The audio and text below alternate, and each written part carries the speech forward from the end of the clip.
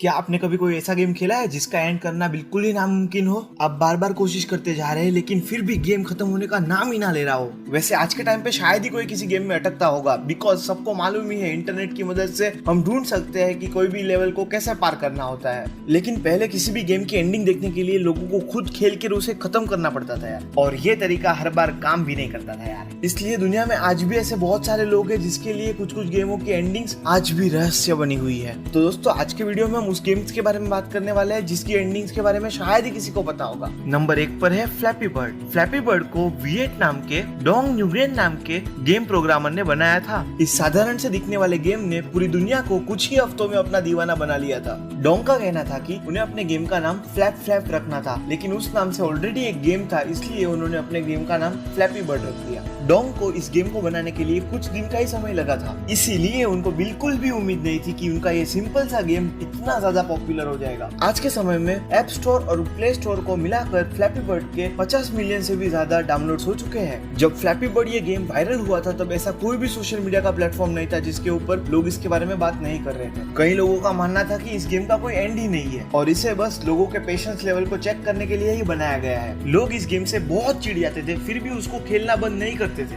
कई यूजर्स ने इस गेम को खत्म करने की बहुत सारी कोशिशें करी और उनमें से कुछ यूजर्स इस गेम को खत्म करने में कामयाब हो भी गए थे, लेकिन इस गेम की एंडिंग लोगों को कुछ खास नहीं लगती है यार। जब इस गेम में 999 पॉइंट्स खत्म हो जाते हैं तब फ्लैपी बर्ड के सामने मारियो आ जाता है और ये गेम एंड हो जाता है। अब जरा सोचिए वो इंसान कितना डिसअपॉइंट हुआ होगा जिसने इस गेम को खत्म करने के लिए इतनी ज्यादा मेहनत की होगी। अंत में मिला तो क्या, एक नंबर 2 पैकमैन। अगर बात करें क्लासिक एयरगेट गेम की तो उसमें सबसे ज्यादा मशहूर है पैकमैन। पैकमैन को नेमको नाम की जापान की एक गेमिंग कंपनी ने लॉन्च किया था। ये एक सिंपल सा गेम है जिसके अंदर प्लेयर को लेवल्स के अंदर दिख रहे हुए सारे डॉट्स को खाने होते हैं और उन डॉट्स को खाते हुए ही पैकमैन को अपने एनिमीज मतलब कि उन घोस्ट से बचना होता है। हर घोस्ट के मूव करने के पैटर्न भी अलग अलग से होते हैं, कोई एकदम तेज चलता है तो कोई मध्यम थुचुक चलता है।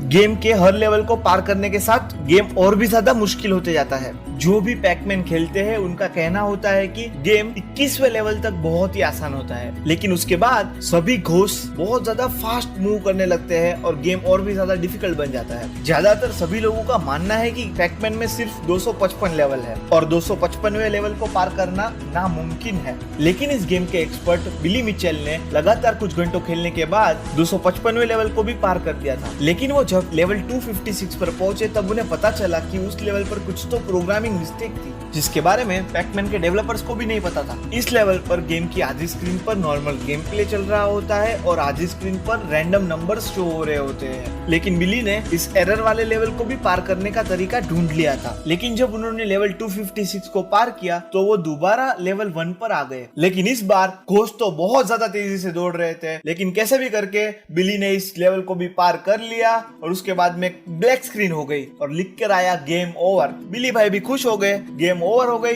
गेम खत्म हो गई। ये गेमर लोग का खून भी अलग होता है। Number 3 Subway surfers. Subway surfers को 2012 में साइबो और किलू नाम की कंपनी ने लॉन्च किया था और ये गेम आने के कुछ समय बाद ही हिट साबित हो गया था। जिधर देखो उधर सब लोग सबवे सर्फर ही खेल रहे थे। इस गेम को खेलने के रूल्स बहुत सिंपल है, इसलिए इस गेम को खेलते खेलते हर कोई घंटों बिता देता था। गेम में एक प्लेयर होता है जो पुलिस वाले से दूर भाग रहा होता है और उसे भागते हुए ही बहुत सारे कॉइन कलेक्ट करने होते हैं और साथ ही रास्ते में आने वाले ऑब्स्टेकल्स से भी बचना होता है। हालांकि देखा जाए तो ठीक सबवे सफर से 1 साल पहले टेम्पल रन नाम का एक गेम लॉन्च हो चुका था और जब सबवे सफर बहुत ज्यादा पॉपुलर हो गया तब लोगों ने टेम्पल रन को भी खेलना शुरू कर दिया। दूसरी गेमिंग कंपनियों ने भी अपने इस तरीके के कुछ गेम्स लॉन्च किए थे, लेकिन कोई भी गेम सबवे सफर और टेम्पल रन जितना प्रसिद्ध साबित नहीं हो पाया। वैसे तो सभी लोगों का मानना है कि सबवे सफर एक एंडलेस गेम है, चाहे जितना भी खेल लो खत्म नहीं होगा, लेकिन अगर हम टेक्निकली देखें तो ये गेम भी एक एंडलेस गेम नहीं है, क्योंकि किसी भी डिवाइस में एक लिमिटेड मेमोरी होती है जिसमें एक हद तक ही हम लोग डेटा सेव कर सकते हैं। भले ही गेम के डेवलपर्स का कहना सही है कि गेम एंडलेस है, लेकिन डिवाइस की एक लिमिटेड मेमोरी के कारण गेम हमेशा के लिए खेला जाना पॉसिबल नहीं है। इसलिए कोई इस गेम को बिना आउट हुए लगातार खेलने की कोशिश करता रहे तो भी नहीं खेल पाएगा, क्योंकि डिवाइस अनलिमिटेड मेमोरी होल्ड नहीं कर पाएगा, जिससे कि गेम क्रैश हो जाएगी और गेम का एंड हो जाएगा। और अब आगे बढ़ने से पहले ऐसे ही मजबूत फैक्ट जानने के लिए चैनल को सब्सक्राइब कर दीजिए और बेल आइकन को भी प्रेस कर दीजिए। Number 4 duck Hunt. Duck Hunt एक ऐसा गेम है जिसको जिंदगी में हर एक बच्चे ने कभी ना कभी तो खेला ही होगा। ये गेम कितना ज्यादा पॉपुलर है इसका अंदाजा इससे ही लगाया जा सकता है कि इस गेम की तकरीबन 28 मिलियन कॉपीज बिक चुकी है। डक हंट गेम में प्लेयर के पास में एक गन होती है जिससे कि वो टीवी के अंदर उड़ रही बतखों पे निशाना लगाता है। इन डक्स को एक शिकारी कुत्ता घासों में से उड़ा रहा होता है और जब भी निशाना सही लगता है तब वो कुत्ता उन मरी हुई डक्स को घासों में से उठाकर दिखाता है और जब निशाना मिस हो जाता है तब वो शिकारी कुत्ता प्लेयर पर हंसता है। इस गेम की डेवलपर कंपनी निंटेंडो का कहना है कि डक हंट उनकी सबसे बेस्ट गेमों में से एक है और इतना पॉपुलर गेम होने के बावजूद ज्यादातर लोग इसके एंड के बारे में नहीं जानते हैं। अब जैसे कि हमने बाकी सारी गेमों के बारे में बताया कि उसकी एंडिंग भी डिसअपॉइंट करने वाली थी, सेम चीज आपको यहाँ पर भी मिलेगी।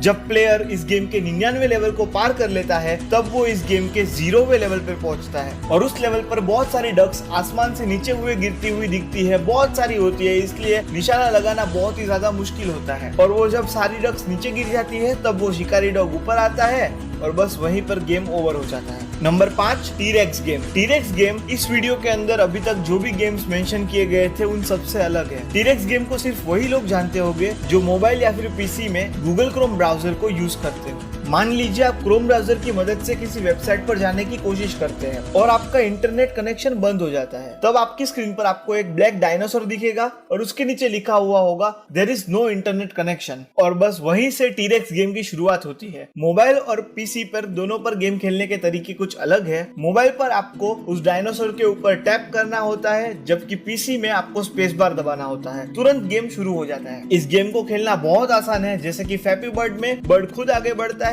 वैसे ही टीरेक्स में टीरेक्स खुद आगे बढ़ता है और बस यूजर को टैप दबाकर या फिर स्पेस दबाकर डायनासोर्स के रास्ते में आने वाले ऑब्स्टेकल्स को पार करना होता है। क्रोम ब्राउजर के डेवलपर्स का कहना है कि इस गेम को उन्होंने इसलिए बनाया है कि उनके यूजर्स का बिना इंटरनेट कनेक्शन का भी टाइम गुजर सके। ये गेम साल 2018 में 270 मिलियन टाइम्स खेला गया था और इसी वजह से क्रोम के डेवलपर्स को भी गेम मैनेज करने के लिए एक पूरी टीम बनानी पड़ी थी। जैसे हमारे लिस्ट के सभी गेम्स की एक एंडिंग थी वैसे ही इस टीरेक्स गेम की भी एक एंडिंग है, लेकिन उस एंडिंग को देखने के लिए हम में से कोई भी जिंदा नहीं रह पाएगा। दरअसल इस गेम के डेवलपर्स का कहना है कि उन्होंने इस गेम के कोड्स को क्रिटिकल तरीके से लिखा है जिससे कि इस गेम को कंप्लीट करने में लगभग 1,70,00,000 साल लग जाएंगे और तब तक ना तो कोई मोबाइल बच पाएगा ना तो कोई स्पेस बार बच पाएगा, कुछ भी नहीं बच पाएगा। अगर ये वीडियो आपको पसंद आई है तो वीडियो को लाइक करिए, शेयर करिए अपने दोस्तों तक और कमेंट सेक्शन में जरूर बताइए।